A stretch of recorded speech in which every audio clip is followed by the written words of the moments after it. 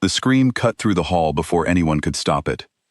Elena Voss froze at the top of the staircase, her hand still on the cold marble rail, as her sister Seraphine crumpled to the floor below, clutching her ankle and sobbing loud enough for the entire packhouse to hear. Servants rushed from every corridor. Guards abandoned their posts, and at the center of it all stood Damien Ashgrove, the Alpha King himself, kneeling beside Seraphine, with a look of alarm on his face that Elena had never once seen him wear for her. "She pushed me," Seraphine whispered, just loud enough to carry. "Elena pushed me." It was a lie. Elena had been 3 steps behind her sister the entire time, her arms full of ledgers for the morning council meeting. She had not touched her. She had not even spoken to her. But lies, she had learned over 23 years of sharing a womb and a childhood with Seraphine, did not need truth to survive. They only needed an audience willing to believe them. Damien's eyes lifted to meet hers, cold, accusing, already certain. "Is this true?" he asked, and his voice carried the kind of authority that made lesser wolves drop their gazes. Elena did not drop hers. "No," she said simply. "She's lying," Seraphine cried, fresh tears spilling down her cheeks.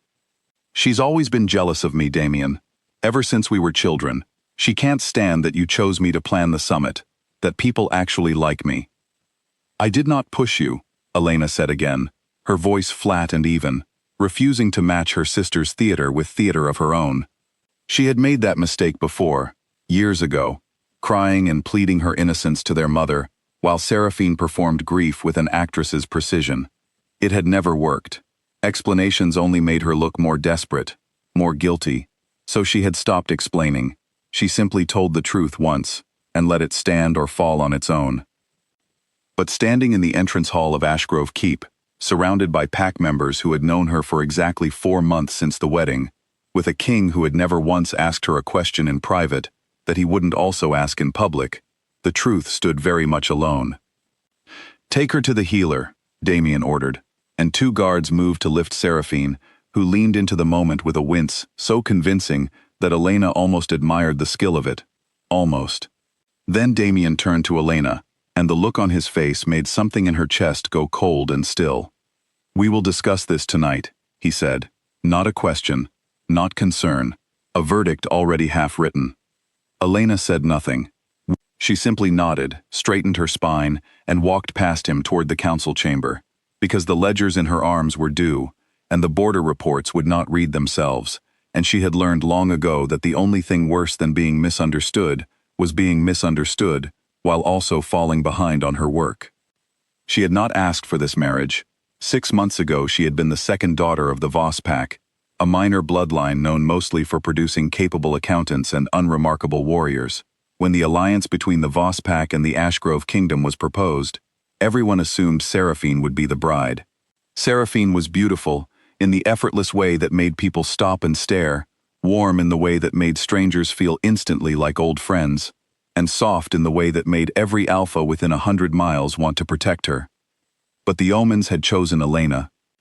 It was an old tradition, one that most packs had abandoned generations ago, but the Ashgrove line still honored it. Before any royal marriage, the pack elders read the bonding stones, ancient markers said to sense compatibility between wolves on a level deeper than scent or attraction. The stones had been laid before both sisters. They had glowed faintly blue for Seraphine. For Elena, they had burned gold. Gold meant a true mate bond was possible. Blue meant only friendship. Damien had not wanted to believe it. Elena remembered the look on his face when the elder announced the reading, a flicker of something between disappointment and disbelief, quickly buried beneath royal composure. He had wanted Seraphine. Everyone had expected Seraphine. And instead he got the twin who did not cry easily, who did not fill silences with charm, who answered questions directly, instead of softening them into something more pleasant to hear. She had tried, in the beginning. She had tried to be warmer, to laugh at his jokes even when they weren't funny, to let silences stretch less painfully between them. But every attempt felt like performing a role written for someone else, and Damien's eyes always seemed to be comparing her to a version of a wife he had already decided he wanted. A softer version, a version with her sister's face. The council chamber was already half full when Elena arrived, and she took her seat at the long oak table with the composure of someone who refused to let a staged fall in a hallway derail an entire morning's work. Alistair Vane, the eldest of Damien's advisors, gave her a polite nod. Beside him sat Nora Whitfield, the treasurer, sharp-eyed and unreadable, and across from them, General Corwin Ashe, who ran border patrols along the Northern Territory where tensions with the Draven Pack had been simmering for months. "The Eastern grain reserves are 3 weeks behind schedule," Elena said, opening the first ledger without preamble. She had learned that if she moved quickly enough into the actual business of ruling, people forgot to ask her about the things that made her uncomfortable. "If the shortfall continues at this rate, we'll need to renegotiate trade terms with the Marlowe Pack before the first frost." "The king isn't here yet," Nora observed. "The king is occupied," Elena said, and did not elaborate. She read through the grain figures, the trade routes, the projected shortfall, and by the time Damien finally entered the chamber 15 minutes later, jaw tight, eyes distant, she had already outlined 3 possible solutions, and Corwin was nodding along in agreement with the second. Damien took his seat at the head of the table without a word to her. The meeting continued as though nothing had happened, though Elena could feel the weight of his silence pressing against her from the opposite end of the table, heavier than any accusation he might have spoken aloud. It was not until the sun had fully set, until the candles in the private study had burned low, that he finally said what had been building in him all day. "Seraphine's ankle is fractured," he said, standing near the window with his back to her, arms crossed. The healer confirmed it. "I'm sure it is," Elena said, seated in the chair across from his desk, her spine straight, her hands folded in her lap. "Ankles fracture. That doesn't tell you how it happened." "She says you pushed her." "I know what she says." "You're not denying it very hard, for someone who claims to be innocent." Something in Elena's chest tightened, an old and familiar ache that she had spent years learning to bury beneath composure. "I denied it once, clearly and directly. I don't intend to keep denying it, over and over, just to make you more comfortable with believing me. If a single denial from your wife isn't enough, 100 won't be either." Damien turned from the window, and for the first time that day, she saw something other than judgment cross his face. Confusion, maybe, or the faint, unsettling awareness that his own certainty had cracks in it he hadn't noticed. But it vanished quickly, chased away by whatever version of events Seraphine had painted for him in the healing wing. "She's been afraid of you for weeks," he said. "She told me. She said you've been cold to her, distant, that you resent her for something. I told her she was imagining it. Now I'm not so sure." Elena almost laughed, though there was no humor in it. Afraid of her. Seraphine, who had spent their entire childhood rearranging the truth like furniture whenever it suited her, who had once told their mother that Elena broke a treasured heirloom vase when it had shattered from Seraphine's own careless hand, who had learned early that tears opened doors that honesty never could. Afraid of her, it would have been almost impressive, if it weren't so exhausting. "You've known her for 4 months, Elena said quietly. "I've known her for 23 years. I'm not going to compete with her for your sympathy, Damien. I never wanted this marriage in the first place, and I certainly didn't come here to win a popularity contest against my own sister." "Then what did you come here for?" The question landed harder than he probably intended. Elena studied him for a long moment, this man who was technically her husband, who shared her bed exactly as often as royal appearances required, and touched her with the same careful distance one might use with a stranger, who had never once in 4 months asked her what she wanted from her own life. "I came here," she said, standing slowly, "because the bonding stones said I should, and because refusing an alliance that both our packs needed would have started a conflict neither of us could afford. I didn't come here for you to like me." That was never on the table. She walked toward the door, and only when her hand touched the handle did she allow herself one more sentence, quiet but clear, the kind of thing that would not be forgotten easily. "But I would have thought," she said, "that after 4 months of marriage, you might have learned to tell the difference between a woman who is cruel and a woman who is simply tired of explaining herself to someone who's already decided not to believe her."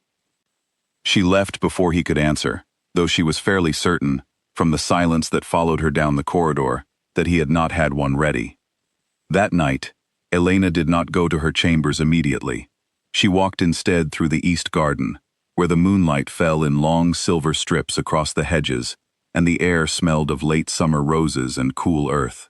It was the one place in Ashgrove Keep that felt entirely her own, a small stone bench beneath an old willow tree where she had taken to spending her evenings when the walls of the castle grew too heavy with everyone else's expectations of who she should be. She thought of her mother's voice from years ago, gentle but firm, always steering conversations toward Seraphine's feelings, Seraphine's needs, Seraphine's fragile heart that must never be bruised.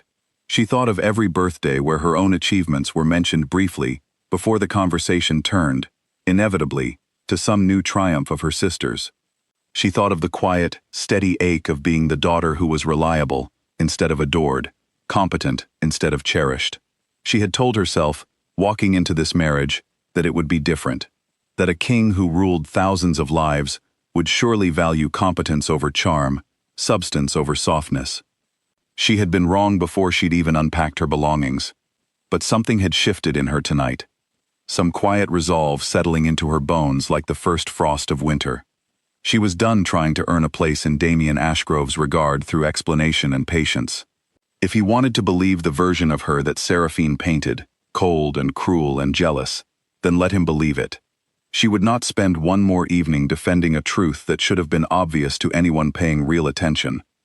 Instead, she would become something undeniable. Not liked, perhaps, but respected. Not chosen for softness, but valued for strength. If Damien Ashgrove could not see the difference between his wife and the sister who had spent her whole life stealing credit for other people's steadiness, then Elena would simply have to become impossible to overlook.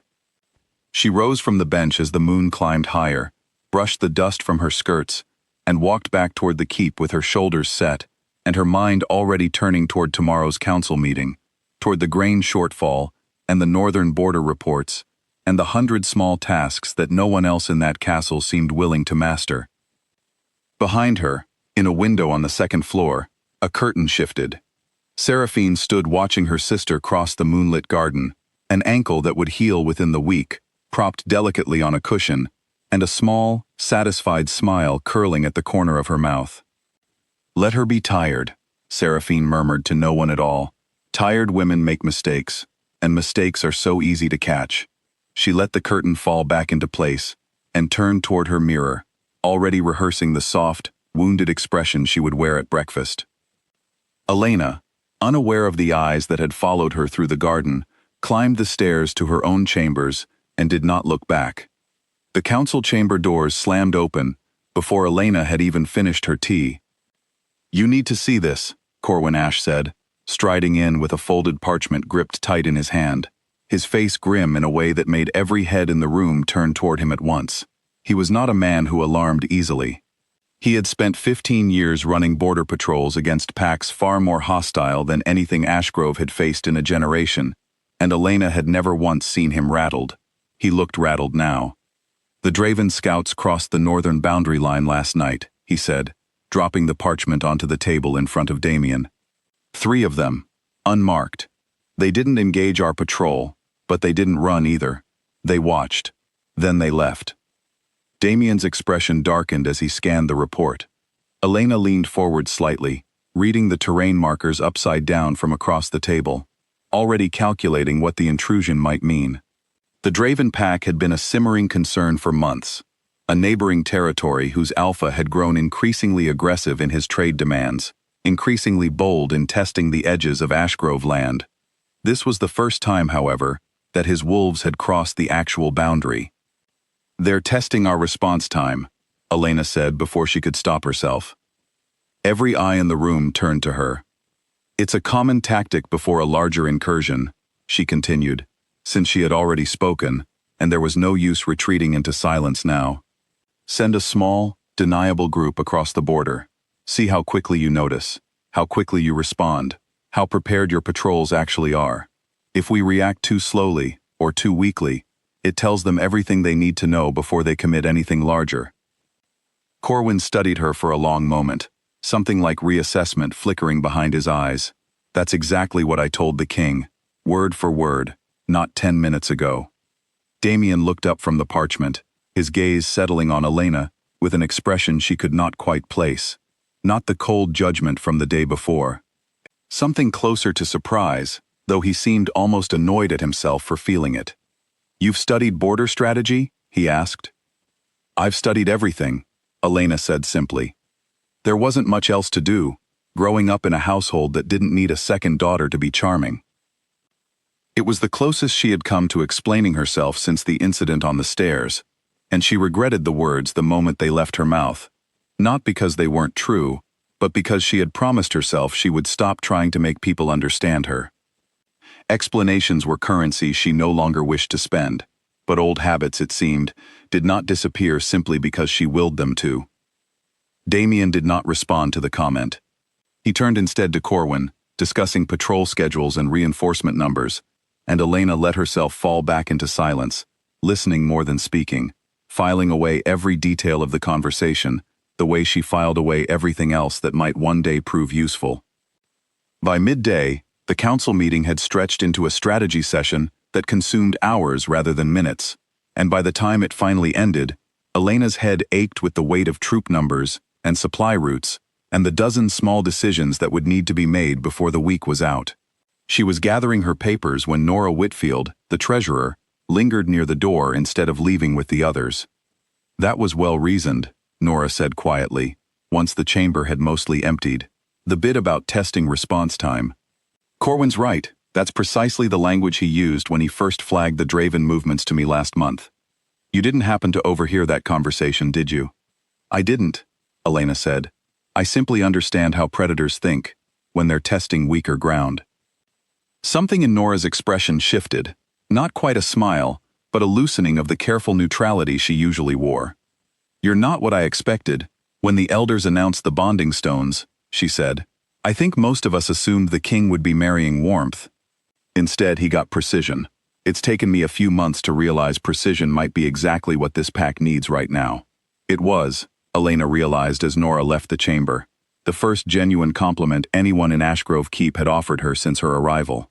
She held on to it longer than she probably should have, turning the words over in her mind as she walked the long corridor back toward her chambers, past portraits of Ashgrove kings and queens stretching back centuries, none of whom, she suspected, had ever been called cruel for simply refusing to perform grief on command.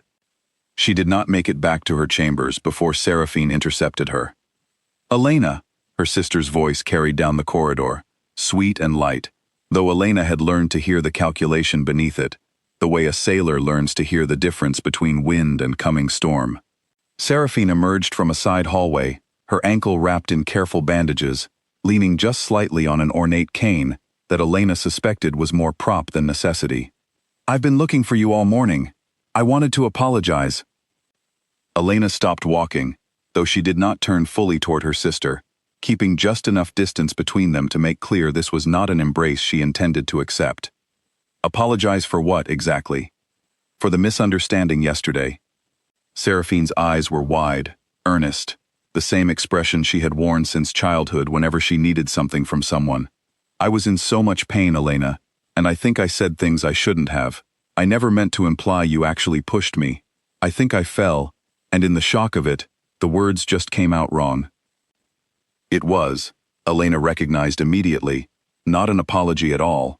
It was a retreat, disguised as one, vague enough to leave every accusation technically unretracted, designed to be repeated later as evidence of Seraphine's good faith, should anyone ever question her account.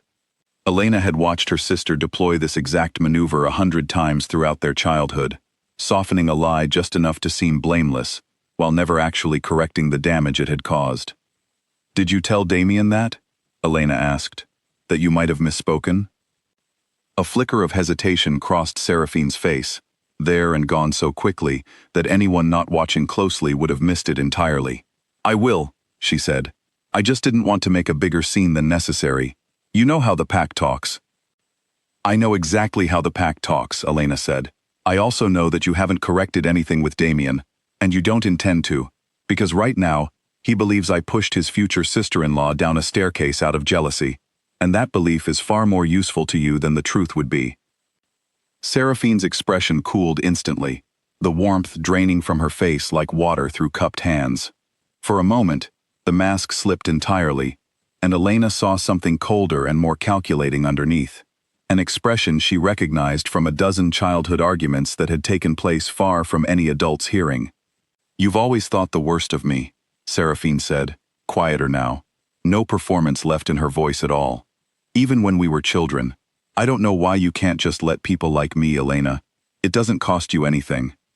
"It's cost me a husband's trust," Elena said. "Twice now, in the span of 4 months. I'd say it's cost me quite a lot. That's not my fault. You've never known how to be soft with people. You never learned how to make anyone feel wanted. I'm sorry that comes naturally to me, and it doesn't for you, but that's hardly something I did on purpose." The words landed with the particular sting of an old wound reopened, because Elena had heard some version of this sentiment her entire life, from their mother, from pack elders, from cousins who compared the sisters at every family gathering, as though they were entries in a contest Elena had never agreed to enter. She had spent years wondering if it was true, if there was some fundamental deficiency in her that made warmth harder to access, made people gravitate naturally toward Seraphine's easy charm instead.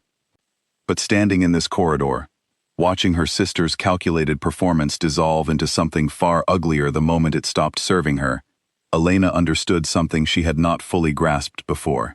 It was not that she lacked warmth. It was that Seraphine had spent a lifetime perfecting the appearance of it while hollowing out the substance underneath, and people mistook the glittering surface for something real because they had never been given reason to look closer. "You're right," Elena said finally, and something in her calm, measured tone seemed to unsettle Seraphine more than any accusation could have. "I don't know how to make people feel wanted through performance. I only know how to be honest and consistent and to do the work that needs doing, whether or not anyone is watching. Maybe that's not as charming as what you do, but it's real, and eventually, people learn to tell the difference." She walked past her sister without waiting for a response, leaving Seraphine standing alone in the corridor with her cane and her wounded expression, and no audience left to perform for. That evening, Elena found herself once again in the east garden beneath the old willow tree, the day's tensions slowly loosening from her shoulders as the sky deepened into violet and the first stars emerged above the keep's tallest towers.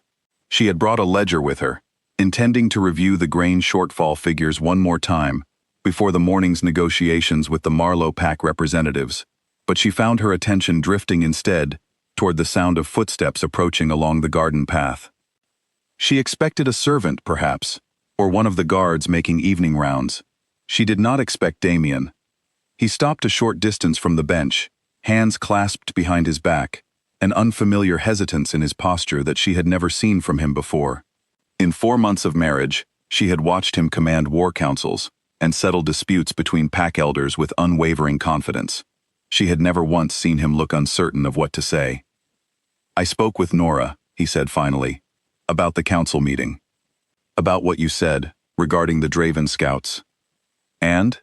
She mentioned you'd never heard Corwin's assessment before offering your own, that the reasoning was entirely yours." He paused, jaw working slightly, as though the next words cost him something to produce.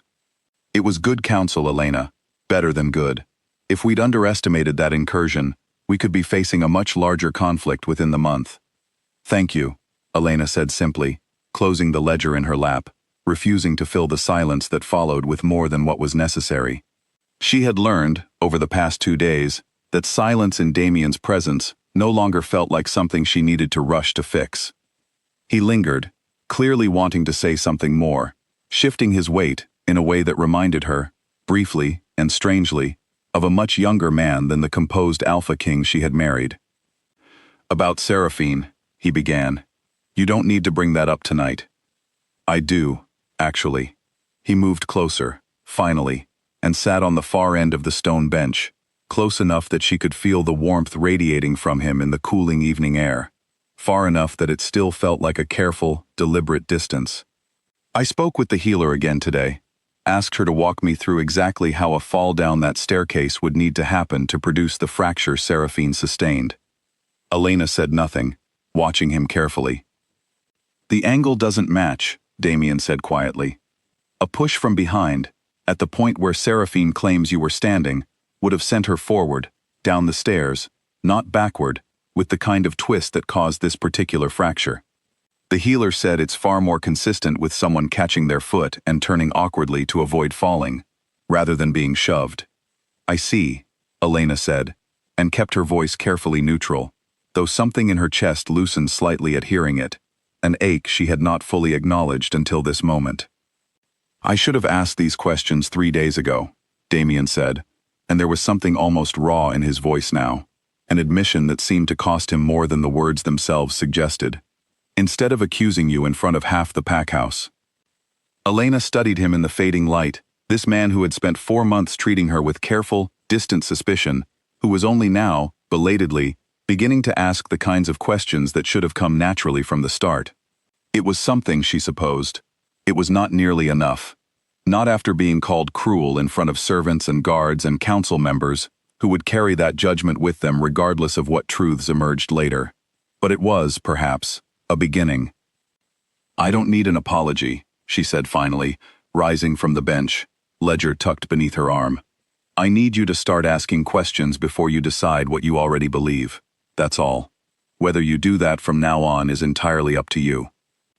She left him sitting alone on the stone bench as the last light faded from the sky, and if she noticed the way his eyes followed her all the way back to the keep, she did not let herself dwell on what that might mean. The Marlowe Pack delegation arrived at dawn, and by mid-morning, the negotiation over grain trade terms had already collapsed twice. Elena sat at the long table in the Eastern Hall, watching Lord Aldrich Marlowe's representative, a sharp-tongued man named Edmund Cray, push back against every proposal she offered, with a stubbornness that seemed less about the actual terms and more about testing how far he could press before the Ashgrove side folded. Damien sat beside her, arms crossed, letting her lead the conversation, as she had asked him to, that morning, though she could feel the tension radiating off him every time Cray raised his voice. 12% above market rate is theft, plain and simple, Cray said, slapping his palm against the table. Your northern fields have failed you, and now you expect my pack to bail out your shortfall at a premium. I'd sooner let the grain rot in our own stores. Your pack's stores are already overfull, Elena said, without raising her voice to match his. You've had 2 consecutive strong harvests. Lord Marlowe's own steward confirmed as much in a letter 3 weeks ago. Overfull stores mean spoilage risk, which means you lose value either way. 12% above market rate is still profit for grain that would otherwise sit rotting in your cellars past midwinter. Cray's mouth opened, then closed, and Elena watched the calculation shift behind his eyes as he realized she had already anticipated his position before he'd finished stating it. How do you know about our stores? He asked, quieter now. Because I read the trade reports from every neighboring pack, every season, whether or not a negotiation is currently underway, Elena said. It's rather difficult to bargain effectively when you don't understand what the other party actually needs, Lord Cray. I'd encourage your pack to consider the same practice. A low sound came from beside her, and Elena glanced over to find Damien's mouth twitching with something that looked suspiciously like restrained amusement. It was the first time in days she had seen anything close to warmth directed her way, and she found herself oddly reluctant to look away from it. The negotiation concluded within the hour, terms settled at 10% above market rate, a compromise that left both sides satisfied enough to shake hands without visible resentment. As the Marlowe delegation departed, Corwin Ash leaned toward Elena with something like genuine respect in his weathered face. Remind me never to negotiate against you, he said. You'll never need to, Elena replied. We're on the same side. For now, Corwin said, though his tone was light, teasing rather than suspicious, and Elena found herself almost smiling at the exchange, a small, unfamiliar warmth spreading through her chest that she did not examine too closely. That warmth did not survive the afternoon. She found Seraphine in the private sitting room usually reserved for family, curled on a velvet chaise with an expression of practiced fragility, a cup of tea balanced delicately in her hands, and Damien seated across from her, listening with an attentiveness that made something cold settle in Elena's stomach. And I only mention it because I worry about her, Seraphine was saying as Elena entered, unnoticed for a moment in the doorway. She's always been like this, even as a child. She doesn't know how to let people close to her. I used to think it was just shyness, but our mother always said, Elena has a hard time feeling things the way other people do. It's not her fault, of course. Some people simply aren't built for warmth. That's an interesting theory, Elena said from the doorway, and watched both heads turn toward her, Seraphine's expression flickering briefly with something like alarm, before smoothing back into practiced concern. Considering I was standing in this exact room 3 days ago, comforting a servant girl who'd just lost her mother to fever. Perhaps ask her whether she found my warmth lacking. Elena, I didn't mean. You did mean it, Elena said, keeping her voice level, refusing to let the old anger climb into her tone the way it wanted to. You've been saying versions of this since we were 12 years old. I used to wonder if you actually believed it, or if you simply found it useful. I've decided it doesn't matter which. The effect is the same either way. Damien rose from his seat, something uncertain crossing his features, as he looked between the two sisters. Elena. Don't, Elena said, not unkindly, but firm enough to stop whatever placating sentence he had been about to offer. I'm not angry with you for listening to her. I understand why her version of things might feel easier to accept. It's certainly the more comfortable story. I just want you to understand that every single time you sit in a room and let her narrate my character to you, you're choosing not to ask me directly. And at some point, that choice says more about you than anything Seraphine could ever claim about me. She did not wait for a response. She turned and left the room, her footsteps steady and unhurried despite the tightness in her chest, and she did not look back to see the expression on either of their faces. It was Alistair Vane who found her an hour later, in the small library off the eastern wing, where Elena had taken to hiding whenever the walls of the keep grew too crowded with other people's opinions of her. He was the eldest of Damien's advisors, a wolf who had served 3 generations of Ashgrove rulers, and Elena had always found something steadying in his quiet, deliberate manner. "May I sit?" he asked, and when she nodded, he lowered himself into the chair across from hers, with the careful movements of a man whose joints had earned every year of his considerable age. "I imagine you've heard about this afternoon," Elena said. "I have," Alistair admitted. "Word travels quickly in a keep this size, but I didn't come to discuss your sister, my lady. I came to discuss something else entirely." Elena set down the book she had been pretending to read and gave him her full attention. "I've served this pack for 61 years, Alistair said. I watched King Damien's father rule, and his father before him. I've seen queens who ruled through charm, and queens who ruled through fear, and queens who ruled by simply staying quiet and letting their husbands make every decision alone. Do you know what I've noticed, in 6 decades of watching this pack rise and fall through different hands? I couldn't say. The queens who lasted, the ones the pack remembered fondly generations later, were never the ones who were merely liked," Alistair said. "They were the ones who were trusted. Liking someone is a feeling that shifts with the wind, my lady. It can be won through charm and lost through a single bad rumor. Trust is built slower, brick by brick, through consistency and competence, and the simple, unglamorous act of showing up correctly, day after day, whether or not anyone is applauding." Elena felt something tighten in her throat that she refused to let show on her face. "You're saying I should be patient. I'm saying you already are patient. More patient than most wolves I've known in your position," Alistair said. "I watched you handle Lord Cray this morning, with more skill than the last 3 treasury negotiations combined. I watched Nora Whitfield, who trusts almost no one, walk out of that council chamber, speaking your name with something close to admiration. These things accumulate, my lady. Slowly, quietly, but they accumulate. And Damien?" Alistair was quiet for a moment, considering his words with the care of a man who had learned long ago not to make promises about the hearts of kings. "The king is not a cruel man," he said finally. "But he is a man who was raised to expect certain things from a queen, softness among them, and it has taken him time to recognize that strength can wear a different face than the one he was taught to look for. I believe he is beginning to see it. Whether he sees it in time, and whether it matters to you if he does, only you can decide." He rose slowly from his chair, pausing at the door to look back at her once more. For what it's worth, he added, I do not believe you are cruel, my lady. I believe you are tired of proving otherwise to people who should never have needed proof in the first place.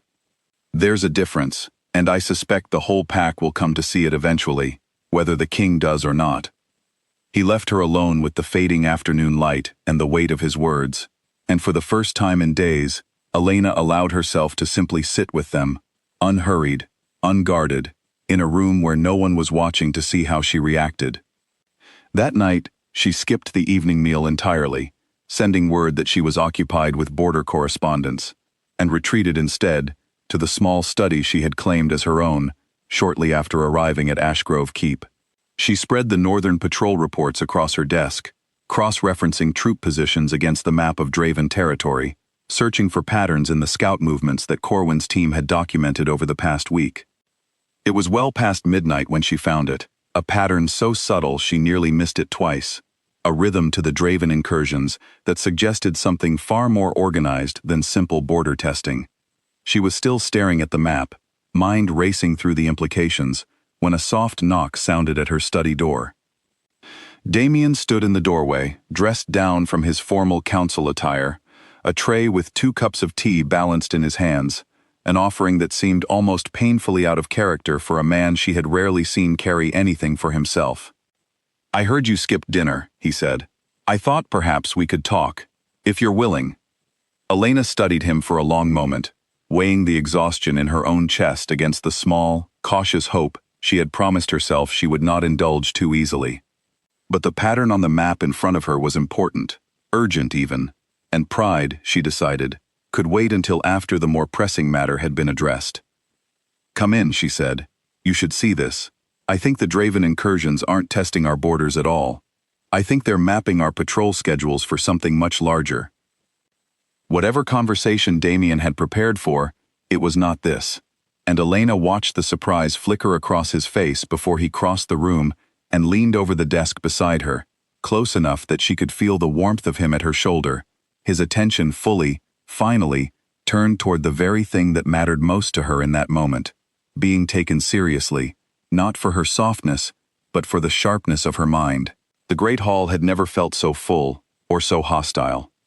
Elena stood near the center of the chamber, flanked by council members on either side, as pack elders from 3 neighboring territories filled the benches for the quarterly gathering, a tradition that brought together representatives from allied packs to settle disputes, share resources, and reaffirm the bonds that held the northern territories together. It was meant to be a display of unity. Instead, it became the setting for the most public accusation Elena had ever faced. It began with Seraphine, as most things did. She entered the hall late, deliberately so, Elena suspected, timing her arrival for maximum attention. She wore a soft blue gown that made her look younger than her 23 years, and she moved with the careful, wounded grace of someone still recovering from injury, though the fracture in her ankle had fully healed weeks ago. She took a seat near the front, close enough to the visiting elders that her presence would not go unnoticed, and waited. It did not take long. Lady Vera Thistlewood, matriarch of a neighboring pack known for her sharp tongue and sharper opinions, leaned toward Seraphine during a brief recess in proceedings, her voice pitched to carry further than perhaps she intended. I heard rumors of trouble here at Ashgrove, she said. Something about the new queen and her sister. Is there truth to it, dear? Seraphine's eyes flickered toward Elena, seated across the hall, before dropping demurely to her lap. I don't wish to cause any trouble, she said, soft enough that half the hall leaned forward to hear better, which Elena suspected was precisely the intended effect. It's a family matter. I'd rather not discuss it publicly. Nonsense, Lady Thistlewood said. We're all family here, in a manner of speaking. Speak freely, child. And so Seraphine spoke, weaving a story that Elena recognized instantly as an escalation of the staircase incident from weeks earlier. Except now, the details had grown sharper, crueler, painted with the kind of specificity that made lies sound like memory. She spoke of years of jealousy, of cruel words exchanged in private that no witness could ever confirm or deny, of a sister who had resented her since childhood and had finally let that resentment turn physical the moment she gained a position of power. By the time she finished, Half the hall was watching Elena with open suspicion, and Damien, seated at the head table, wore an expression she could not read at all. "Is this true?" Lady Thistlewood asked, turning her sharp gaze on Elena directly, and the entire hall fell silent, waiting. Elena rose slowly from her seat, aware of every eye in the chamber, aware of the particular weight of this moment, in a way that felt different from every private accusation that had come before it. This was not a hallway confrontation or a quiet conversation in a study. This was public, permanent, the kind of moment that would be repeated and reshaped in gossip for months, regardless of what she said next. She thought, briefly, of every explanation she could offer. The healer's report on the angle of the fracture. The servant who had seen Seraphine's foot catch on the stair runner. The dozen small inconsistencies that had accumulated in her sister's stories over the weeks. She could lay it all out, methodically, the way she laid out grain shortfall figures and border patrol patterns, and perhaps some of the hall would believe her. But she looked at Seraphine's carefully arranged expression of fragile hurt, and she looked at the eager, hungry attention of a room that wanted a scandal more than it wanted the truth, and she understood, with sudden and total clarity, that no explanation she offered here would actually change anything. The people who wanted to believe the worst of her would find a way to keep believing it, regardless of evidence. The people who already trusted her did not need convincing. "No," Elena said, and her voice was steady and clear enough to carry to the back of the hall without her needing to raise it. "It is not true, but I find I have very little interest in defending myself against a story performed for an audience rather than told for the sake of honesty." A murmur rippled through the hall. Lady Thistlewood's eyebrows lifted. "That's rather a convenient answer," she said. "Easy to claim indifference when one doesn't wish to be caught in a lie." "Is it?" Elena asked. "Or is it simply that I've spent the last several weeks learning that some people will never be moved by evidence, only by the story they've already decided to believe? I could stand here and recite every inconsistency in my sister's account. I could call the healer to testify about the nature of her injury. I could bring forward the servant who witnessed the actual fall. But I suspect it wouldn't matter to anyone determined to see me as the villain of a story my sister has been writing since we were children." "That's a bold thing to say with your king sitting right there," Lady Thistlewood said, gesturing toward Damien, who had not moved or spoken through the entire exchange, his expression carefully neutral, in a way that told Elena nothing at all. "It is," Elena agreed. "But it's the truth, and I find I'm no longer willing to trade my dignity for anyone's comfort, including his." The silence that followed was heavy enough to feel almost physical. Elena held Lady Thistlewood's gaze, refusing to look away first, refusing to soften the moment with the kind of apologetic warmth that might have made the room more comfortable. She was aware, distantly, of Seraphine's expression shifting from wounded to something sharper, something almost panicked, as though the performance had not gone the way she had scripted it. "Well," Lady Thistlewood said finally, breaking the silence with something that might have been the beginning of respect. "I've never had a queen speak to me quite so directly before. I imagine you haven't had many queens who stopped caring what you thought of them either," Elena said, and to her genuine surprise, Lady Thistlewood laughed, a short, sharp bark of sound that seemed to release some of the tension gathered in the hall. "No," the older woman admitted. "I suppose I haven't." The recess ended shortly after, and the gathering moved on to matters of trade and border security, but Elena felt the shift in the room like a change in weather, subtle but unmistakable. She was not universally beloved, not by any measure. But something had changed in how the visiting elders looked at her, a recalculation happening behind careful, guarded eyes. It was Damien who found her afterward, in the corridor outside the great hall, long after most of the gathering had dispersed for the evening meal. "That was a risk," he said without preamble. "Refusing to defend yourself in front of 3 visiting packs. It could have gone very differently." "I'm aware," Elena said. "Why did you do it?" She turned to face him fully, weighing how much honesty she was willing to offer a man who had, until very recently, been all too ready to believe the worst version of her. "Because I've spent my entire life defending myself against my sister's stories, and it has never once worked," she said. "Every explanation I offered only seemed to confirm, in some people's minds, that I had something to hide." I decided a long time ago, standing in that garden a few weeks back, that I would rather be misunderstood by people who were never going to understand me anyway, than exhaust myself proving my worth to an audience that had already made up its mind. And if I hadn't already made up my mind? Damien asked quietly. If I was still deciding. Elena studied him for a long moment, searching his face for the particular kind of certainty she had grown so accustomed to seeing there, the cool judgment that had defined their first weeks together. She did not find it.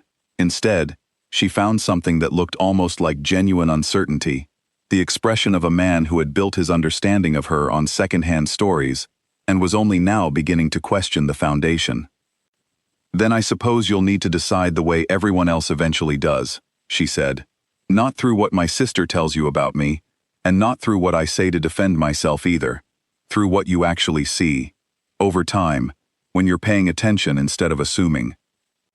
She left him standing in the corridor, and this time, she did not need to look back to know that he was watching her go, turning her words over with the same careful attention he had, until recently, reserved only for matters of state and border security. The visiting elders departed 2 days later, and word traveled quickly through the northern territories, as gossip always did, of the new Ashgrove queen, who had refused to grovel before Lady Thistlewood's sharp questioning, and had somehow earned the old woman's grudging respect instead of her scorn. It was not universal vindication.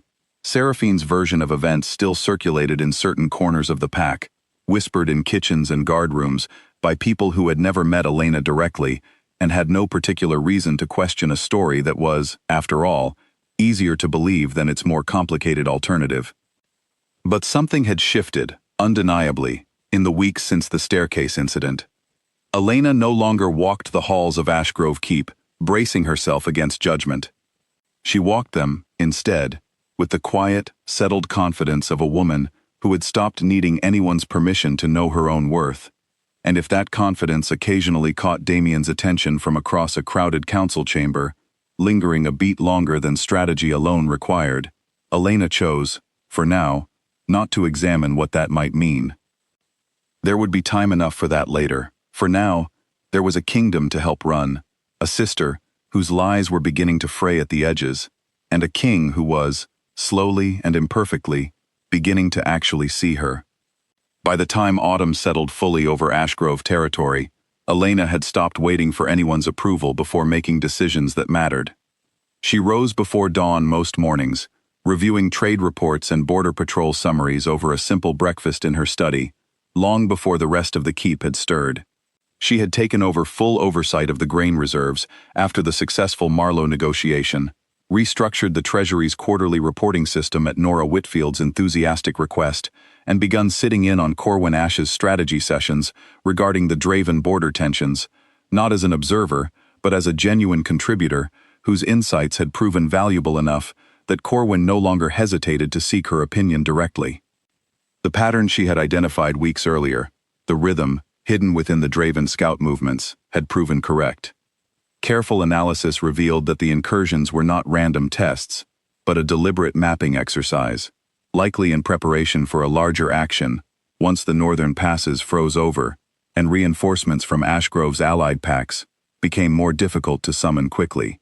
Corwin had adjusted patrol schedules accordingly, and Damien had quietly authorized additional training exercises for the border guard, all built on groundwork that Elena had laid without seeking credit or recognition for it. "You should be sitting at the head of these meetings instead of beside me," Corwin told her one afternoon, as they reviewed updated troop positions spread across the war room table. "I mean that seriously, Elena. Half of what we've accomplished this season has come from your analysis, not mine." "I don't need the title," Elena said, though something in her chest warmed at the acknowledgement regardless. "I only need the work to be done correctly." "That's precisely why you should have the title," Corwin said, with the particular bluntness she had come to appreciate in him. "People who want credit without doing the work are common enough. People who do the work without wanting credit are rare, and dangerous to underestimate. I'd rather you be underestimated by our enemies than by the people you actually work alongside." Elena did not have an immediate response to that, and she found herself thinking about his words long after their meeting concluded, turning them over as she walked the corridors back toward her study. It was Nora who confirmed, a few days later, just how far Elena's quiet competence had traveled beyond the walls of Ashgrove Keep itself. "The Marlowe pack sent another envoy this morning," Nora said, settling into the chair across from Elena's desk, with a stack of correspondence tucked under her arm. "Not about trade this time. Lord Aldrich Marlowe wishes to formally request your presence at their winter council, as an advisor on resource management. He's apparently been telling anyone who will listen about the negotiation you handled with his representative last month." "That's unusual," Elena said, setting down her pen. "A neighboring pack requesting counsel from another kingdom's queen." "It's more than unusual. It's practically unheard of," Nora said, though there was clear satisfaction in her voice. "But your reputation has been spreading, Elena, whether you've noticed or not. Lady Thistlewood mentioned you favorably at a gathering of her own pack council last week, apparently. People are starting to talk about the Ashgrove Queen who negotiates like a seasoned diplomat and reads border patterns like a war general." Elena felt an unfamiliar flush of pride at the words, quickly tempered by old habits of caution. She had spent so many years learning not to expect praise, learning to find her own satisfaction in work well done, rather than external validation, that genuine recognition still felt slightly foreign, like a language she was only beginning to relearn. "What did you tell Lord Marlowe's envoy?" she asked. "That I would relay the request to you and the king both, since any formal advisory role would need his approval as well as yours," Nora said. "Though between us, I suspect he'll have little grounds to refuse. It would be poor politics to publicly discourage an alliance that flatters our own queen's reputation." Elena considered the offer carefully over the following days, weighing the value of an expanded role beyond Ashgrove's borders against the demands already stretching her time thin within the keep itself. But there was something appealing, undeniably, about the idea of being valued for her mind by people who had no complicated history with her sister, no pre-existing assumptions shaped by childhood comparisons or staircase incidents or whispered rumors. To Lord Marlowe and his council, she would simply be Elena Voss Ashgrove, a queen whose counsel had proven sharp and reliable. Nothing more complicated than that. She brought the matter to Damien that evening, finding him in his private study, reviewing the same troop position reports she had helped compile earlier that day. "Lord Marlowe has requested my counsel at his pack's winter gathering," she said, without preamble, watching his reaction carefully. Damien looked up from his papers, and for a moment, something flickered across his face that Elena could not immediately identify. Surprise, certainly, but underneath it, something that looked almost like discomfort, quickly smoothed away before it could fully form into words. "He requested you specifically?" he asked. "Not the Ashgrove crown generally?" "Me specifically," Elena confirmed. "As an advisor on resource management, given the negotiation with his representative last month." "I see." Damien set down his pen slowly, and the silence that followed stretched longer than Elena had expected. "You would be gone for how long?" "A fortnight, according to the invitation. Perhaps longer, depending on how the negotiations unfold. That's a significant absence, during a season when the Draven tensions require close attention." "I'm aware," Elena said. "I would ensure all my current responsibilities were fully transferred and documented before departing, and I would remain reachable by messenger throughout the journey, should anything urgent arise here." Damien was quiet for a long moment, his gaze fixed on some middle distance beyond her shoulder, and Elena found herself unexpectedly uncertain what response she was hoping for. A part of her, the part that had spent months building a reputation entirely separate from her sister's shadow, wanted him to simply trust her judgment and grant his approval without hesitation. But another part of her, one she was less willing to examine closely, found herself curious whether his hesitation carried any weight beyond simple political calculation. "I'll grant the approval," Damien said finally. "Lord Marlowe is a valuable ally, and it would be foolish to discourage a relationship that reflects well on both our territories. But I want you to take Corwin with you, or at minimum 2 trained guards from the royal escort. The northern roads aren't entirely secure, given the current tensions." "That seems reasonable," Elena said, and something in her chest loosened at the pragmatic, considered nature of his response, so different from the cold suspicion that had once colored nearly every interaction between them. She rose to leave, but paused at the door when Damien spoke again, his voice quieter than before. "Elena." She turned back to find him watching her with an expression she had not seen from him before, something careful and unguarded all at once. "I wanted to say," he continued, "that I've noticed. The work you've been doing, the way Corwin speaks of you now, the way Nora does. I should have noticed sooner, and I should have said something sooner, but I wanted you to know that I have noticed." It was not quite an apology, not fully, but it carried a weight that felt different from anything he had offered her before, an acknowledgement rather than an accusation. Elena studied him for a long moment, weighing the careful, unpracticed sincerity in his voice against months of accumulated caution that did not dissolve simply because a single conversation had gone well. "Thank you," she said finally. "I'll make arrangements for the journey." She left him alone in his study, and if her steps felt slightly lighter walking back to her own chambers than they had in weeks, she attributed it, privately, to the satisfaction of Lord Marlowe's invitation, rather than anything Damien had said. It was easier, still, to credit her own competence for the small warmth blooming in her chest, than to examine what it might mean that his words had mattered to her at all. The journey to Marlowe territory took 3 days, winding through forested hills already dressed in the deep gold and rust of full autumn, and Elena found herself genuinely enjoying the solitude of travel, the simple rhythm of horse hooves against packed earth roads, the quiet company of the 2 guards Damien had insisted accompany her.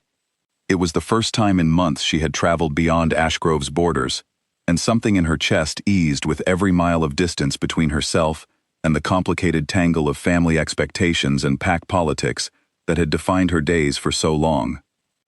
Lord Aldrich Marlowe received her with genuine warmth upon her arrival, a stout, weathered wolf whose reputation for shrewd but fair leadership had earned him respect throughout the Northern Territories. His winter council proved every bit as demanding as she had anticipated, filled with representatives from smaller allied packs seeking guidance on resource allocation ahead of the harshest months of the year. But Elena found herself thriving in the work, offering counsel that was received not with suspicion or comparison to some absent sister, but with genuine, uncomplicated respect. It was during a private dinner on her 4th evening in Marlowe territory that Lord Aldrich raised a subject that caught her entirely off guard. "You've made quite an impression, in a very short time," he said, over a glass of spiced wine. "I'll admit, when the bonding stones announced you as Ashgrove's queen rather than your sister, there was talk throughout the northern packs. Most assumed some administrative error, or that the omens had simply chosen poorly." "I imagine they did," Elena said, without bitterness, having grown accustomed to the assumption over months of hearing echoes of it in various forms. "I no longer imagine anything of the sort," Lord Aldrich said. "I've dealt with charming rulers before, my lady. Charm is common enough, and it rarely survives contact with genuine crisis. What I've seen from you, in these few days alone, is something far rarer. A mind that actually understands the weight of consequence, and a spine sturdy enough to carry difficult decisions without flinching.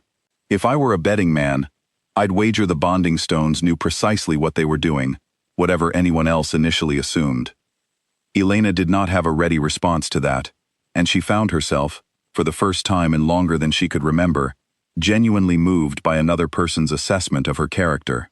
She thought of her mother's voice, of Seraphine's practiced softness, of years spent believing herself somehow deficient for lacking the easy warmth that seemed to come naturally to everyone else in her family. And she thought, too, of Damien's careful words in his study before her departure, an acknowledgement that had felt, despite everything, like the first genuine step toward something she had not realized she was still hoping for. She raised her glass toward Lord Aldrich in quiet thanks, and allowed herself, for one evening at least, to simply sit with the unfamiliar comfort of being seen clearly, without competition, without comparison, exactly as she was. The letter arrived on Elena's 10th day in Marlowe territory, carried by a breathless messenger who had ridden through the night to deliver it, and the urgency in the seal alone told her something had gone badly wrong back at Ashgrove Keep. She broke the wax and read Nora's careful handwriting twice before the full weight of it settled into her chest.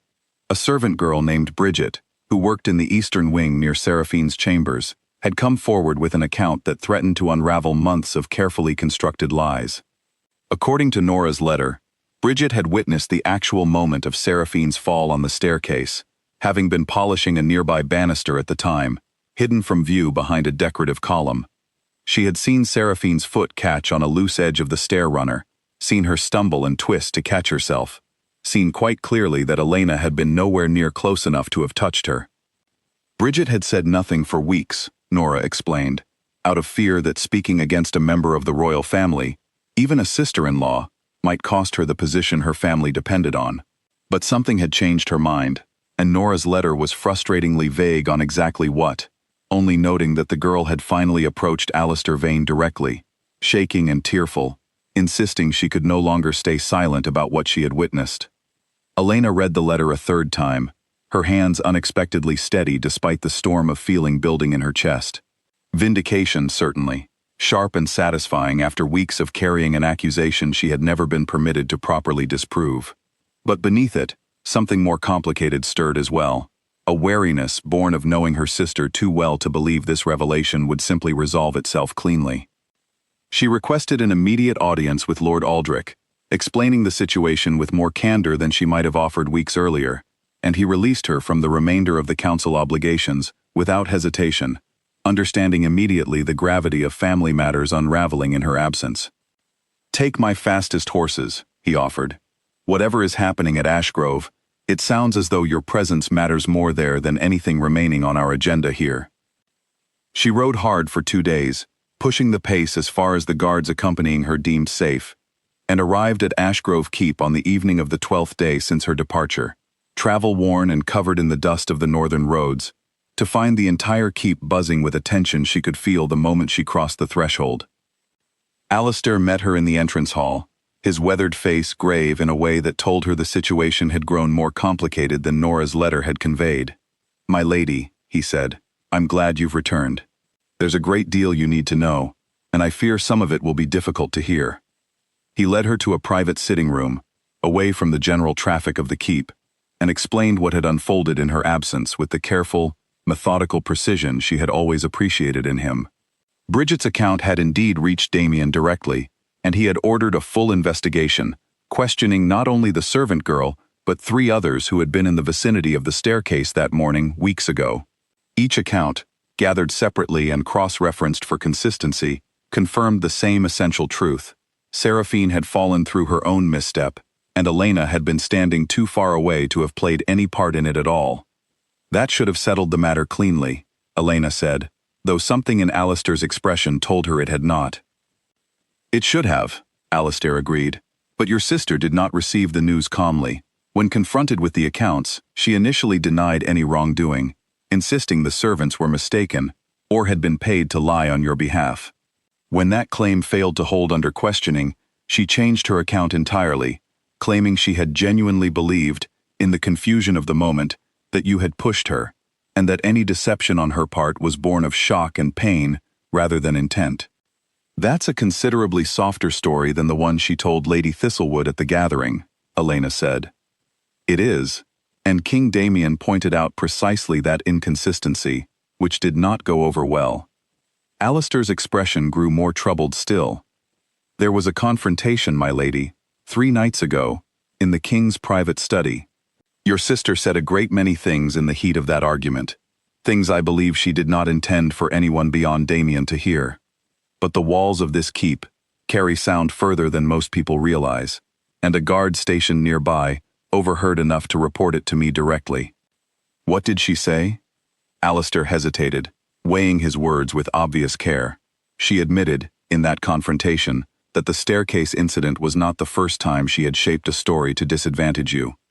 "She spoke of your childhood, of incidents I won't repeat in detail unless you wish me to, involving broken heirlooms and blamed mistakes, and years of careful positioning designed to ensure she remained the favored daughter in your mother's eyes. She said she had assumed the same pattern would work here, that you would simply absorb the blame the way you always had, and that she was genuinely startled when you refused to play the role she had assigned you." Elena sat with that information for a long moment, feeling something complicated settle in her chest, not quite triumph, not quite grief, but some difficult combination of both. She had known, on some level, the full shape of her sister's patterns for years.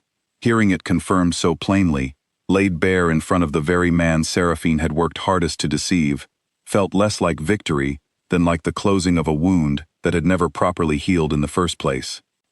"Where is Damien now?" she asked. "In his study, I believe, my lady. He has asked after your return every day since the investigation concluded.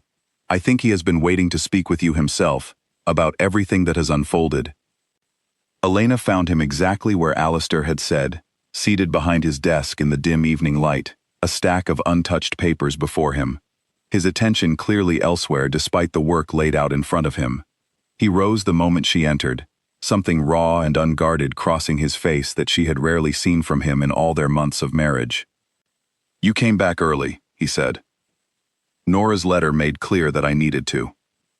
I should have written to you myself, the moment Bridget came forward," Damien said, moving around the desk toward her, though he stopped a careful distance away, as though uncertain what welcome he had earned. "I kept telling myself I wanted to have the full investigation concluded first, wanted to be certain before I brought you back from an opportunity that mattered to you. But I think, if I'm honest, I also didn't know what to say to you, once it was confirmed. I didn't know how to apologize for something this significant." "You could start with the words themselves," Elena said, not unkindly, though she made no move to close the distance between them either.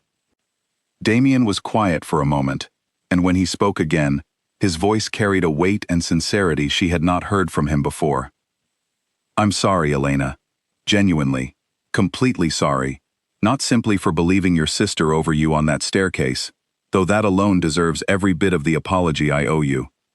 I'm sorry for every day afterward that I let that first judgment color how I treated you, every meeting where I watched you prove your competence, and still held some small, unfair reservation in the back of my mind, because I hadn't fully corrected the story I'd built about your character in those first difficult weeks.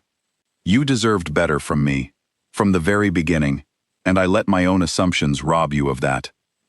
Elena studied him carefully, weighing the sincerity of his words against months of accumulated caution, against the particular ache of having spent so long being misjudged by the one person whose judgment should have mattered least, precisely because it had been offered so freely and so wrongly. "What happens to Seraphine now?" she asked, deflecting the more personal weight of his apology for a moment, needing time to fully absorb it before she could respond in kind. Damien's expression sobered further. "The Pack Council has been informed of the investigation's findings. Given the severity and pattern of deception, and the public nature of the original accusation, they've recommended she be stripped of her position within the keep and returned to your family's territory, with a formal notice sent to your parents regarding her conduct. It's less severe than some punishments the council considered, but more severe than I suspect she anticipated." Elena absorbed this news with a complicated stillness, imagining her sister's reaction to a consequence that must have felt, to Seraphine, like an unthinkable betrayal from a world that had always bent so easily in her favor before. "She'll blame me for it," Elena said quietly. "Somehow, in whatever version of this story she tells our parents, it will become my fault." "Perhaps," Damien said, "but I don't think that matters as much as it once did. Not to me, and I suspect, not entirely to you either. Not anymore." Elena looked up at him, at the careful, unguarded honesty in his expression, and felt something in her chest that she had not allowed herself to feel in months, a cautious, tentative warmth that had nothing to do with vindication and everything to do with the particular way he was looking at her now, as though seeing her fully and clearly for what might have been the very first time. "No," she agreed softly. "I don't suppose it does."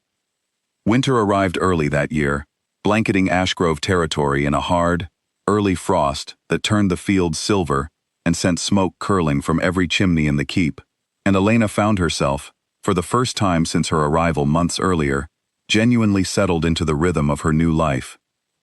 Seraphine had departed 3 weeks earlier, escorted by a small guard detail back to the Voss family territory, and the keep had settled into a quieter, steadier calm in her absence, the kind of peace Elena had not realized she'd been missing until it finally arrived. She had received one letter from her mother since then, carefully worded and clearly uncomfortable, expressing concern over the circumstances of Seraphine's return, without quite acknowledging the full weight of what her sister had done. Elena had read it once, felt the familiar old ache of a parent's incomplete understanding, and set it aside without feeling the need to respond immediately. Some patterns, she had decided, were not hers to fix. Her role within Ashgrove had continued to expand in the weeks since her return from Marlowe territory. She now sat formally on the Pack Council, her voice carrying equal weight to Corwin's and Nora's and Alistair's in matters of strategy and governance, and word of her council had continued to spread beyond Ashgrove's borders, drawing occasional correspondence from other pack leaders, seeking her perspective on matters of trade and diplomacy. She had begun training a small circle of younger wolves in the analytical methods she had developed over years of careful study, passing along skills that had once felt like a lonely, unappreciated burden, and now felt, increasingly, like a genuine gift she was fortunate to share. It was during one such training session, reviewing supply chain projections with a group of eager young pack members in the Eastern Study, that word reached her of a new complication brewing along the Draven border. "They've moved," Corwin said, arriving mid-session with a map already unfurled in his hands, urgency evident in every line of his weathered face. Not scouts this time, a full contingent, moving toward the northern pass under cover of the storm that rolled through last night. If our patrol reports are accurate, they'll reach the boundary line by tomorrow evening.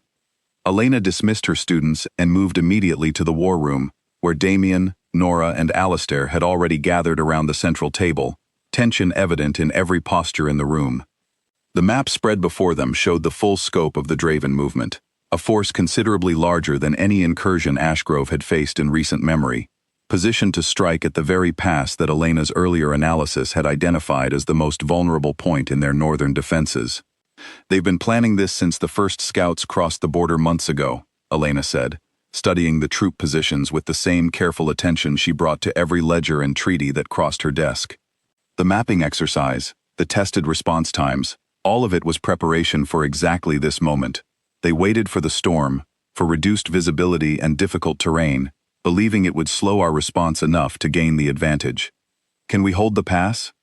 Damien asked, his attention divided between the map and Elena's face, seeking her assessment with an openness that would have been unthinkable months earlier. "If we move now, tonight, before the full force is in position," Elena said. Corwin's northern garrison, combined with the reserve troops stationed at the central keep, should be sufficient to reinforce the pass before the Draven force can fully mobilize. But it will require moving through the same storm they're counting on to slow us, which carries its own risk. "What would you recommend?" Damien asked, and the question, offered so plainly, without hesitation or the faint undertone of testing that had once colored even his most straightforward inquiries, settled something warm and certain in Elena's chest. She studied the map for a long moment, running through the calculations with the same rigor she applied to every decision that mattered, weighing risk against opportunity, speed against caution, until the path forward crystallized clearly in her mind. "Split the reserve force," she said finally. "Send the larger portion through the eastern trail, slower but safer footing in this weather, to reinforce the pass directly by morning. Send a smaller, faster contingent through the ridge path, the one Corwin scouts mapped during the autumn patrols, to position above the Draven force before they realize we've moved at all. If they arrive expecting an undefended pass, and instead find themselves flanked from above, the psychological advantage alone may be enough to force a retreat without significant conflict." Corwin studied the map with new appreciation, tracing the ridge path with his finger. "That route is treacherous in good weather, let alone a storm. But if we can manage it, she's right, it would give us exactly the advantage we need." "Then that's the plan," Damien said, and the council moved quickly into the practical details of troop movements and supply logistics, the room filling with the focused energy of people working together toward a shared, urgent purpose. It was well past midnight before the final orders had been dispatched, and the war room finally emptied, leaving only Elena and Damien amid the scattered maps and burned-down candles. She was gathering the supply projections she had helped compile when Damien's voice, quiet and unexpectedly tired, broke the silence between them. "Are you frightened?" he asked. "For what tomorrow might bring?" Elena considered the question honestly, turning it over before answering. "I'm concerned," she said. "Frightened feels like the wrong word for it. I trust the plan we've built, and I trust Corwin's leadership in the field." But I'm not foolish enough to pretend conflict carries no risk, even well-planned conflict. I'm frightened, Damien admitted, and something in the plainness of the confession caught her off guard, coming from a man who had built his entire identity around the steady, unshakable confidence expected of an alpha king. Not simply of losing the pass, though that concerns me too. I keep thinking of everything I nearly lost, these past months, through my own foolishness. How close I came to losing you entirely, to my own stubborn refusal to look past what I expected to see, instead of what was actually in front of me.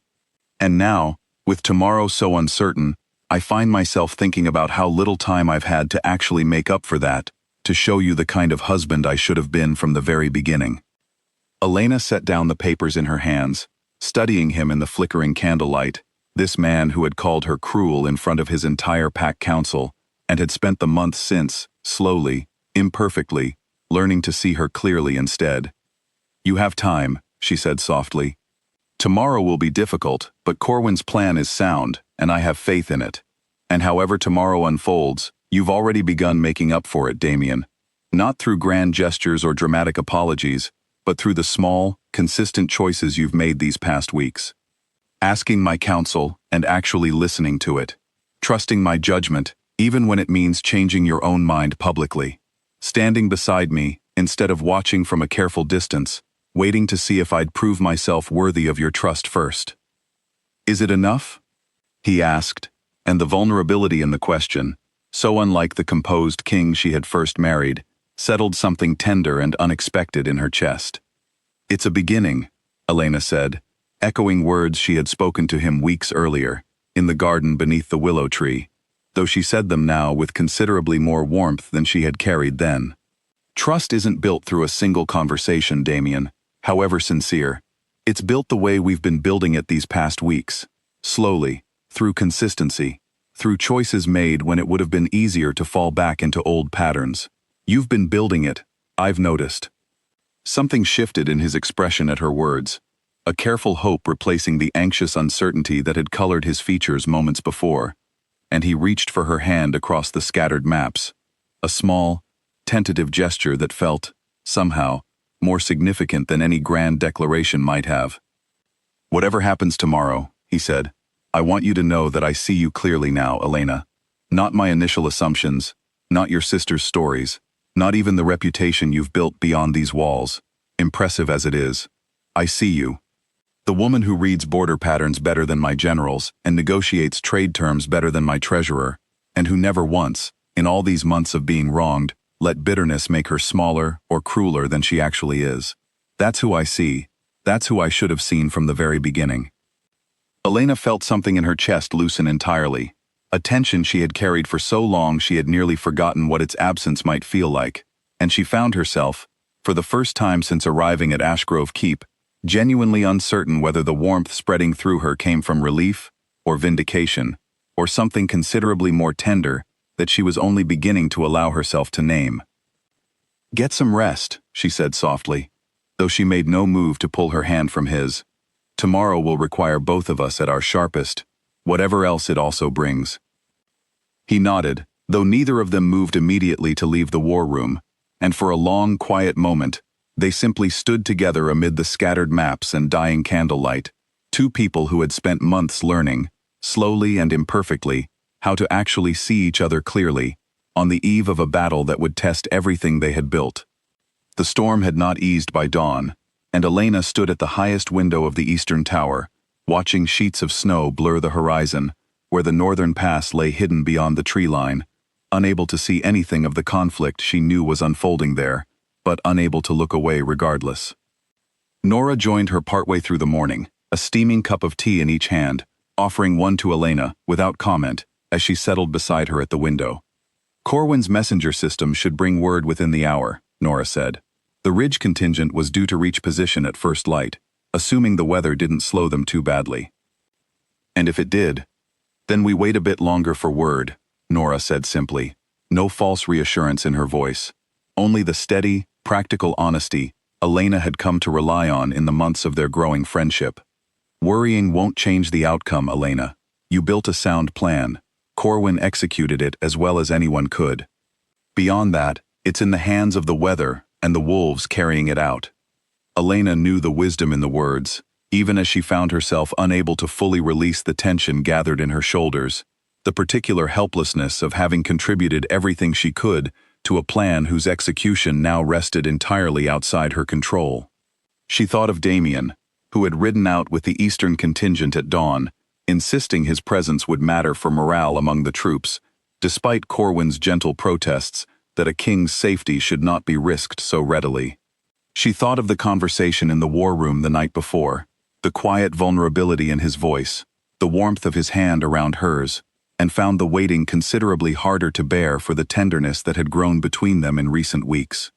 The messenger arrived just past midday, half frozen and exhausted from the hard ride through worsening weather, but the news he carried loosened something tight and fearful in Elena's chest before he had even finished his full report. The Ridge contingent had reached position exactly as planned, catching the Draven force entirely by surprise as they attempted to mass at the base of the pass.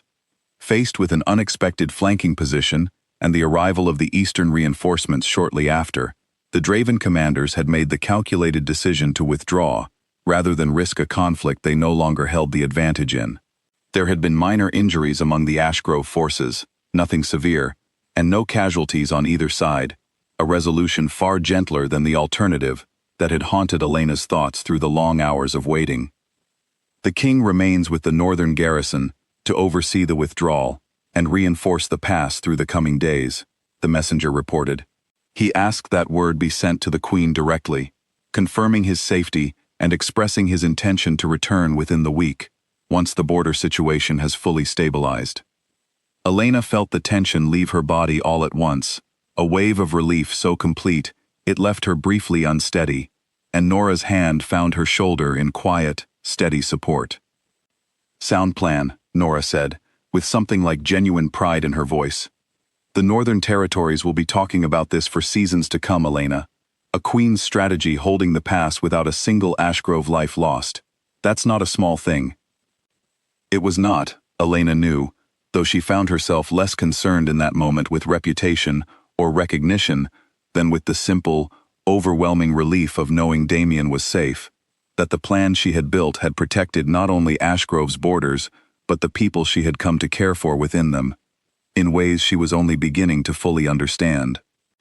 Damien returned to Ashgrove Keep 6 days later, weathered and travel-worn but whole, and Elena found herself, upon seeing him cross the keep's threshold, abandoning the careful composure she usually maintained, in favor of crossing the entrance hall to meet him directly, an urgency in her steps that drew curious glances from the assembled staff, but that she found herself entirely unconcerned with in the moment. "You're well," she said, more statement than question, taking in the sight of him fully, searching for any injury the messenger's reports might have understated.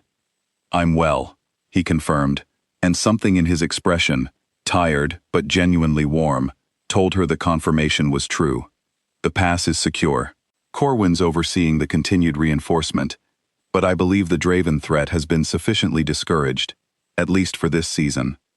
"Good," Elena said simply, and found herself, for a long moment, at something of a loss for further words, the weight of the past week's worry and relief settling into a quiet that felt, despite everything, comfortable rather than strained.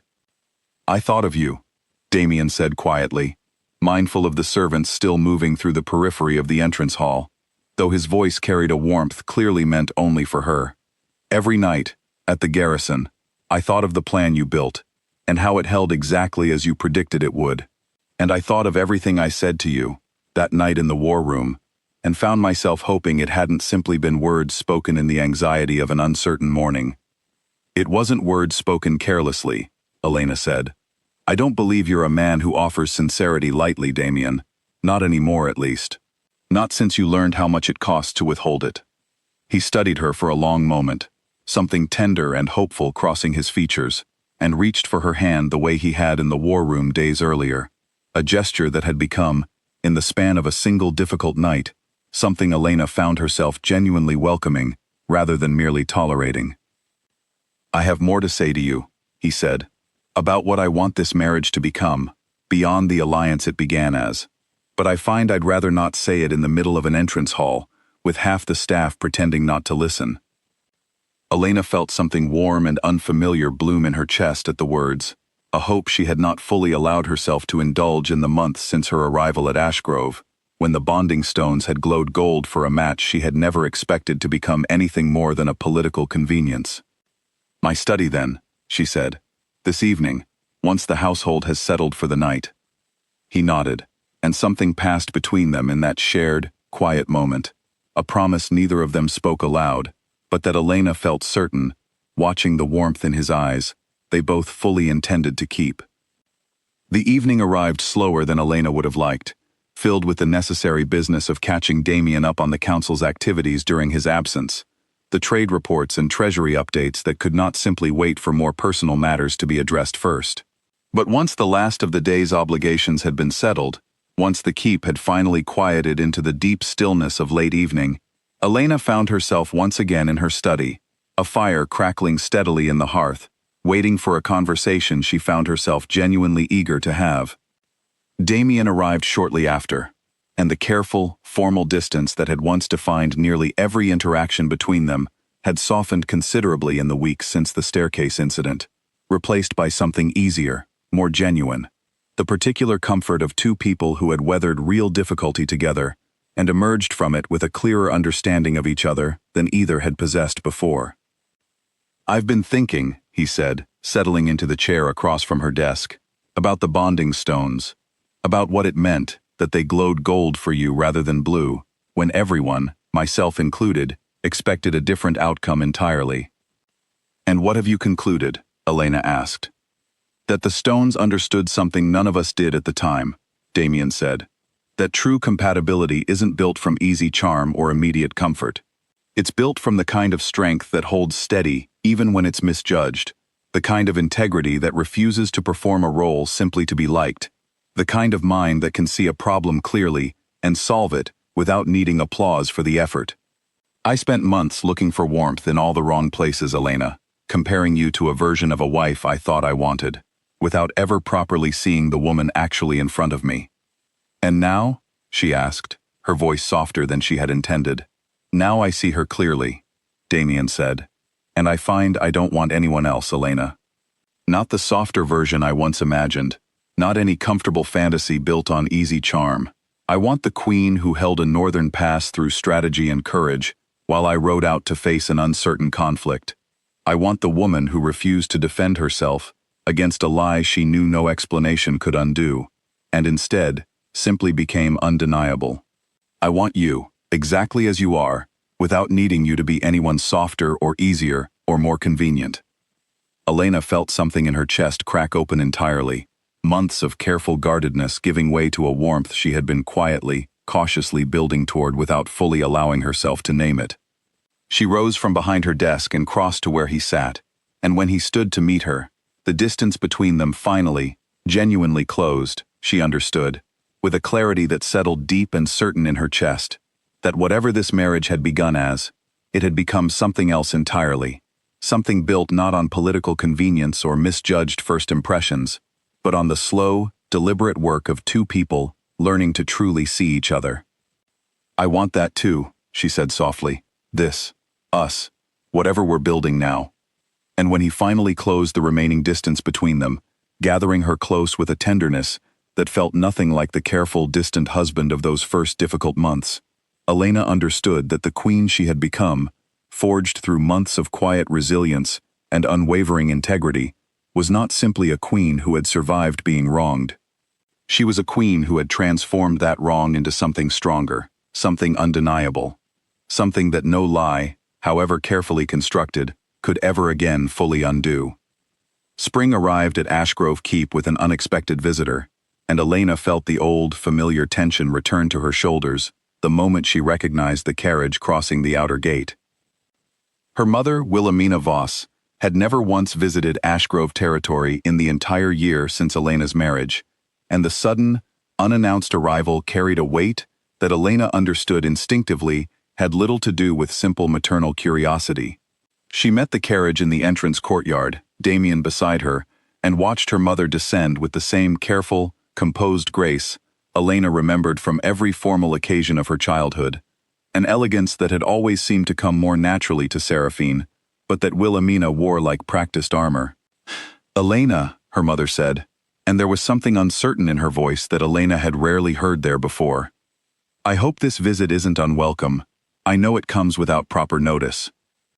"You're welcome here," Elena said, and found, somewhat to her own surprise, that she meant it, the old resentments of childhood having softened considerably in the months since Seraphine's departure, replaced by a settled confidence that no longer needed her mother's validation to feel secure in her own worth. They spoke over tea in the private sitting room, Damien excusing himself after a polite greeting to allow mother and daughter privacy, and Elena watched her mother's careful composure gradually give way to something more genuine as the conversation deepened. "I received a full account, finally, of what happened here," Wilhelmina said. "Not the version your sister first told me, when she returned home. A fuller account, from Lord Vane's formal correspondence to your father, and from other sources besides. I confess, Elena, it took me longer than it should have to accept the truth of it." "I know," Elena said simply, without bitterness, though the old ache of years spent unseen still lingered somewhere beneath her composure. "I've spent this past year thinking about your childhood," her mother continued, her hands wrapped tightly around her teacup, "about all the ways I favored your sister, without fully realizing the cost of it, the ways I taught you, without ever intending to, that you needed to earn attention that should have simply been given freely. I've thought about the vase, all those years ago, and a dozen other moments I'd convinced myself were small and forgettable, and I've realized how much damage accumulates in moments that feel small only to the person who isn't carrying them." Elena felt something unexpected loosen in her chest at the words, an acknowledgement she had stopped hoping for somewhere in the long months since her arrival at Ashgrove, and she found herself, despite every guarded instinct built over years of disappointment, genuinely moved by her mother's willingness to finally name what had gone wrong between them. "Thank you for saying that," Elena said. "It matters, hearing it, even now." "I should have said it years ago," Wilhelmina admitted. "I should have seen you clearly long before Lord Vane's letters forced the truth into the open. I'm sorry, Elena, truly, for all of it." They spoke for hours that afternoon, working slowly through years of accumulated silence and misunderstanding, and by the time her mother's carriage departed the following morning, something had genuinely shifted between them, not fully healed, perhaps, not erased entirely of the old complicated history, but honest in a way it had never quite managed to be before. Seraphine, Elena learned during that visit, had settled into a considerably quieter life within the Voss territory, stripped of the position and prestige she had once commanded so effortlessly, though her mother reported the change with a carefulness that suggested even this diminished consequence had not fully humbled her. Elena found she felt little beyond a distant, settled peace at the news, the particular closure of having finally stepped fully outside a shadow that had shaped so much of her early life. The months that followed brought their own steady rhythm of change. Elena's advisory role expanded further, drawing regular correspondence from PACs throughout the Northern Territories, seeking counsel on matters ranging from trade disputes to border strategy. And she found herself, increasingly, mentoring a growing circle of young wolves, eager to learn the careful, analytical methods that had once felt like a lonely burden and now felt like a genuine legacy she was building, one student at a time. Her relationship with Damien deepened steadily through the changing seasons, built not on the dramatic gestures of early romance, but on the quieter, more durable foundation of genuine partnership. Late evenings spent reviewing council matters together, quiet mornings sharing breakfast before the demands of the day pulled them in separate directions, and the particular hard-won comfort of two people who had learned, through real difficulty, exactly how to trust each other fully. It was on a warm evening in early summer, nearly 2 years after the staircase incident that had once threatened to define her entire marriage, that Elena found herself standing once again in the east garden beneath the old willow tree, watching the last light of day fade over Ashgrove territory, when Damien found her there, as he so often did now, settling beside her on the familiar stone bench. "Alistair tells me the northern harvest projections look promising this year," he said. "Your restructured treasury reporting caught an inefficiency in the seed distribution that would have gone unnoticed under the old system." "It's good news," Elena agreed, though her attention drifted, as it often did lately, to the quiet contentment of simply sitting beside him in the settling evening light, a peace that had once felt entirely foreign to her and now felt like the most natural thing in the world.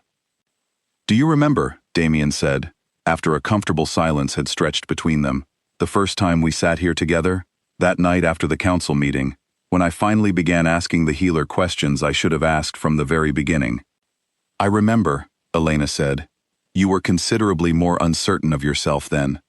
"I was considerably more foolish then," Damien corrected, with the particular warmth in his voice that had become so familiar over the past year. "I spent months looking for a queen who fit some easy, comfortable expectation, without ever recognizing that the woman actually beside me was worth infinitely more than any expectation I'd carried into this marriage. I think about that often, Elena, how close I came to losing you entirely, through nothing more than my own stubborn refusal to see clearly." "But you did see clearly, eventually," Elena said. "That's what matters now." "It is," he agreed. "And I've thought lately about how much I want the rest of our years together to reflect that clarity, rather than those early months of misjudgment. I've thought about formally naming you co-regent, Elena, not simply queen consort, but a genuine equal in the governance of this territory. The council has already seen, these past 2 years, exactly what you bring to this pack. I think it's time the title reflected what everyone already knows to be true." Elena felt something warm and profound settle in her chest at the offer. Not simple pride, though there was pride in it, but something deeper, the particular satisfaction of watching a wrong so thoroughly corrected that it had transformed, through patience and integrity and the slow accumulation of undeniable competence, into something far stronger than it had ever been before. She thought of the frightened, uncertain woman who had once walked these same garden paths, wondering if she would ever be seen as anything other than her sister's cold, unlovable shadow. She thought of every moment she had chosen dignity over explanation, competence over performance, patience over bitterness, even when the cost of that choice had felt, in its darkest moments, nearly unbearable. And she understood, sitting beside the man who had once called her cruel and now offered her genuine partnership in ruling an entire kingdom, that she had never needed anyone's validation to know her own worth. She had simply needed time and patience, and the quiet, unshakable resolve to become so thoroughly herself that no lie, however carefully constructed, could ever again convince the world she was anything other than exactly who she had always been. Not the twin who lost, but the queen who endured, and who had, in the end, built something far more lasting than anything her sister's fleeting charm had ever managed to construct. "Yes," Elena said softly, reaching for his hand in the gathering dusk. "I would be honored, Damien, truly." And as the first stars emerged over Ashgrove Keep, casting their familiar silver light across the garden where this quiet, hard-won love had first begun to take root, Elena understood that she had become, at last, and entirely on her own terms, the queen she was always meant to be. The coronation ceremony was scheduled for the height of summer, when the fields surrounding Ashgrove Keep stood full and golden, and the northern roads were clear enough for allied packs to travel without hardship, and Elena found herself, in the weeks leading up to it, busier than she had been at any point since her arrival at Ashgrove, balancing the formal preparations for the ceremony alongside her ongoing council duties with the same steady discipline that had carried her through every difficult season before this one. Word of the ceremony had traveled quickly throughout the northern territories, drawing formal responses from packs as far as the southern trade routes, many expressing genuine interest in witnessing what Lord Aldrich Marlowe had taken to calling, in his own correspondence, the formal recognition of the sharpest mind currently ruling north of the Central Mountains. Elena found the description faintly embarrassing and quietly gratifying in equal measure, a reminder of how thoroughly her reputation had shifted in the 2 years since arriving at Ashgrove as a reluctant, underestimated bride. Nora oversaw the ceremonial preparations with characteristic precision, while Corwin coordinated the security arrangements necessary for hosting representatives from a dozen allied territories, and Alistair, now well into his 60s but showing no signs of slowing his careful, steady counsel, took personal charge of the formal ceremonial rites, insisting on every detail being observed with proper historical accuracy.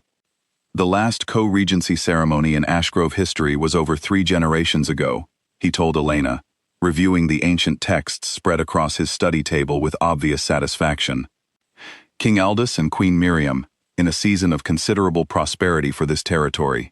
It seems fitting, in a way, that the tradition returns now, given everything this pack has weathered and overcome, to arrive at this particular moment. Elena found herself thinking often, in those final weeks of preparation, of the woman who had first arrived at Ashgrove Keep 2 years earlier, carrying ledgers up a staircase, and bracing herself against a marriage she had never asked for, certain that competence alone would need to be enough to sustain her through whatever difficulty lay ahead.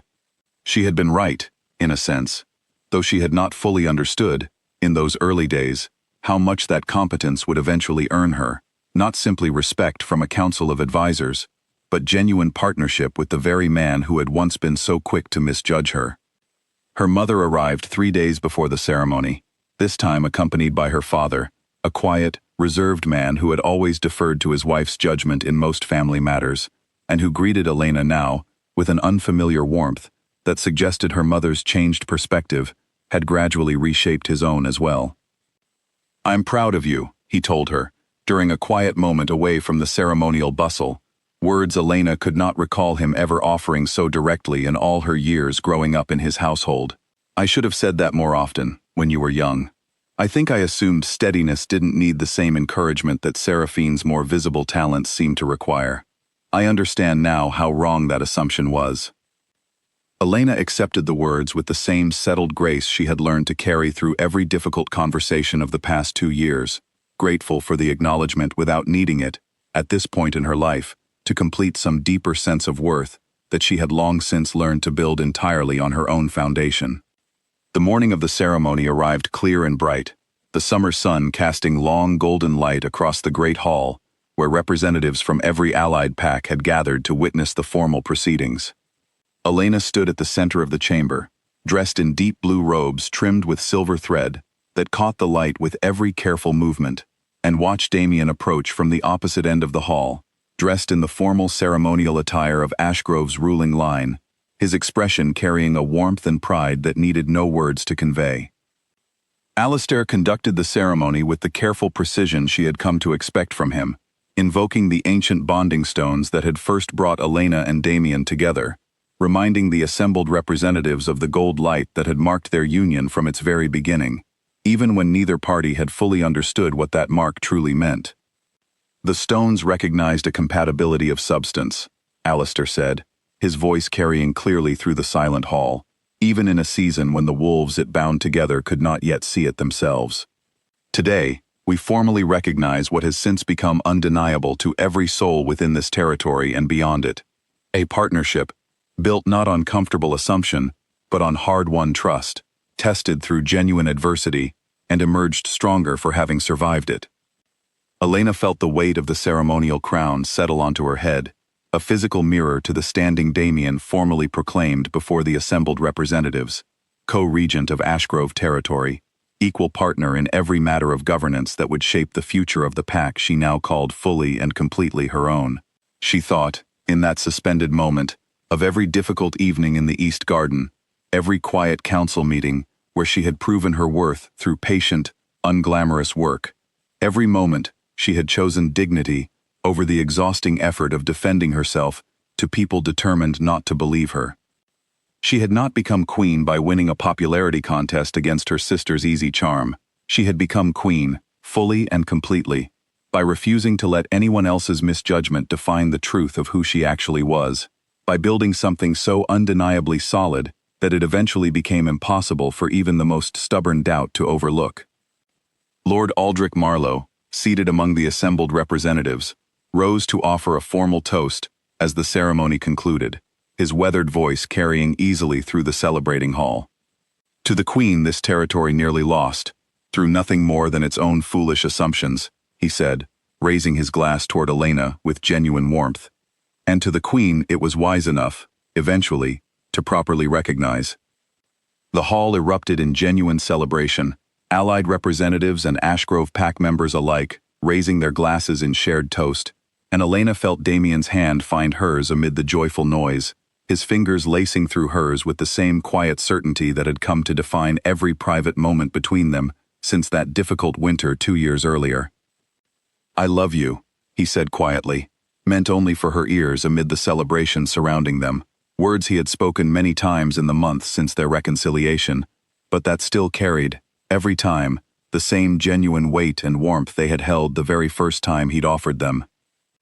"I love you too," Elena said, and found the words came easily now, uncomplicated by the old caution that had once made every expression of vulnerability feel like a risk she could not fully afford to take.